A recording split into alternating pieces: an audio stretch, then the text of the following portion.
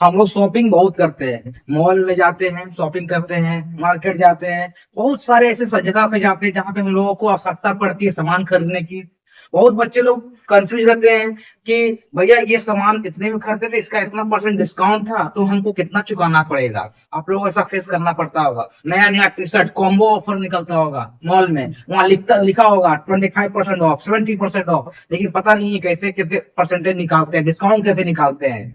बहुत कंफ्यूजन रहता है। कैलकुलेटर से कर लेते हो, या तो फिर मॉल वाला जो कस्टमर जो कैशियर बैठा रहता है वो बताता है इतना डिस्काउंट है, कुछ नहीं कर सकता पड़ती है। अंदर से लगता होगा कि काश हम भी सीख पाते हैं, अपने दिमाग में कैलकुलेशन कर पाते हैं कि अरे इतना रुपए का दाम है, इसका इतना परसेंट डिस्काउंट मिल रहा है, तो कितना हमको चुकाना पड़ेगा। ऐसा आप लोगों को फेस करना पड़ता होगा, ठीक है। बहुत सारे मॉल में टी शर्ट में ऑफर आते होंगे कि 200 रुपया का है, उसमें 40% ऑफ है, तो हमको कितना चुकाना पड़ेगा। आज इस मैथ को सीख लीजिएगा ना, तो वहां पे आप कैलकुलेशन आसानी से कर लोगे, और आपको कैशियर से काउंटर में जाके पूछना नहीं पड़ेगा भैया इसका डिस्काउंट इतना है तो हमको कितना रुपया चुकाना पड़ेगा। ये सब लफड़ा खत्म कर दूंगा आज, ओके। तो ध्यान से देखिएगा, सेम वही है। 500 का 33% कितना होगा, मान निकालना है। मान निकालना मतलब वही आपको चुकाना कितना है। मान लो कि 500 रुपया का आप एक टी शर्ट खरीद रहे हो, उसमें आपको 23% डिस्काउंट है, तो आपको कितना चुकाना पड़ेगा दुकानदार को। ठीक है, वही चीज है यहाँ पर। 500 का 23% निकालिए, पहले मान निकालने बोला है, जो निकलेगा माल वही हम वहां पे देंगे, पैसा चुकाएंगे। मान लीजिए आप मॉल में गए, वहां 500 का दाम है टी शर्ट का, अब बोल दिया 23% डिस्काउंट है। अब आया दिमाग में घूम गया, कैसे निकाले। सिंपल है, कुछ नहीं करना है, फोन तो लेके जाते हो ना, वहां पे कैलकुलेशन कर लेना, जैसे यहाँ पे मैं सिखा रहा हूँ, ध्यान दें। और आस पास के दोस्तों को भी समझाना, काउंटर पर जाने की आवश्यकता नहीं है, फोन में ही कैलकुलेट करो। जब भी आपको बोलेगा जितना रुपया का जितना परसेंट आपको डिस्काउंट मिलेगा, उतना आपको उससे गुना करना होता है, नीचे 100 से भागा देना होता है। मुंह से बोला समझ में नहीं आया, कैलकुलेशन देखो। जैसे कि 500 है ना, 500 लिख लेना, गुना जो भी परसेंटेज रहेगा उसको आप गुना कर देना, और हमेशा 100 से क्या करोगे, भाग दोगे। क्या करोगे, भाग दोगे। भाग मतलब समझ गए ना, भागना नहीं है, डिवाइड करना है। ठीक है, तो देखो 2 जीरो से 2 जीरो कैंसल, तो आप इसको इससे क्या कर दोगे, ऊपर वाला ऊपर से मल्टीप्लाई, तो 5 तिया 15 हो जाएगा, 5 गुना 10, 10 और 1 11। तो आपका 115 रुपया क्या मिला, डिस्काउंट मिला।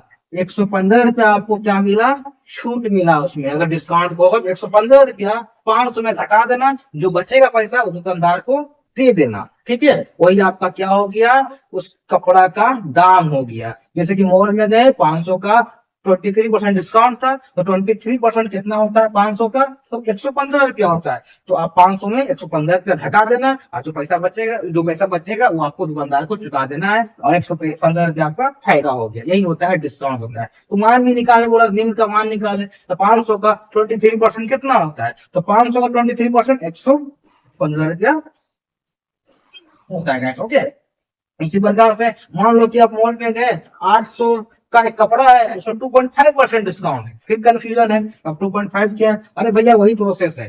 ठीक है ना, देखिए 800 लिख देना है, जितना भी संख्या है उसको गुना करोगे, और नीचे क्या करोगे, 100 से भाग दोगे। लेकिन यहाँ पे एक बचवा आ गया है, क्या आ गया, बचवा, सो पॉइंट बोलते हैं। ये पॉइंटवा हटेगा तो क्या होगा, नीचे में 10 आएगा। 10 कैसे आएगा, क्योंकि पॉइंट के बाद एक अंक है तो एक जीरो होता है। ठीक है ना, 10 आ गया। आप 1 नहीं भी लिख सकते, इसके साथ भी जीरो बैठा सकते थे, मतलब 1000 हो जाता है, लेकिन समझने के लिए मैं 10 लिख दिया। अगर 2 अंक रहता तो 100 लिखता है। ठीक है, अब क्या करना है आपको, 2 जीरो से ये 2 जीरो कैंसिल हो गया। ठीक है ना, ये तो पॉइंट हट गया है ना, तभी तो नीचे 10 आया ना। अब उसको काट देते हैं 5 के पहाड़ा से, 25 25, 5 गुना 10 हो गया। ठीक है, ये तो पहाड़ा से ये कट जाएगा कितने बार में, 4 बार में, तो क्या हो जाएगा आपका 5 चौके 20 हो जाएगा। मतलब कि इस बार हमको कितना डिस्काउंट मिला, 20 रुपया मिला। मतलब 800 का 2.5% कितना मान होगा, तो 20 रुपया होगा। कितना होगा, 20 रुपया होगा। उसी प्रकार से आप मॉल को 20 रुपया नहीं चुका दे रहा, 800 में 20 रुपया माइनस करके 780 रुपया चुकाओगे, ये आपको डिस्काउंट मिल गया। ठीक है ना, यहाँ पे मैं मान निकालना सिखा रहा हूँ। ठीक है,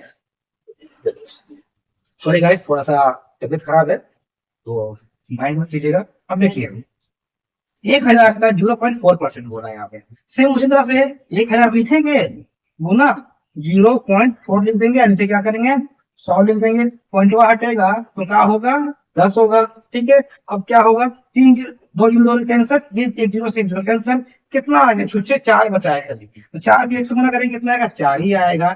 तो इस बार 1000 रुपया में हमको 4 का डिस्काउंट मिला है। कितना मिला है, 1000 रुपया का 0.4% कितना होता है, 4 रुपया होता है। तो 1000 रुपया हम 4 रुपया माइनस करके दुकानदार को देंगे। ठीक है, इस तरह से हम लोग मॉल में जाएंगे तो डिस्काउंट कैलकुलेशन कर सकते हैं। इससे क्या होगा, आप डिस्काउंट निकालना भी सीख रहे हैं, ठीक है, और वैल्यू फाइंड करना भी सीख रहे हैं, कितना रुपया कितना परसेंट कितना रुपया होता है, इस तरह से आप निकाल सकते हो।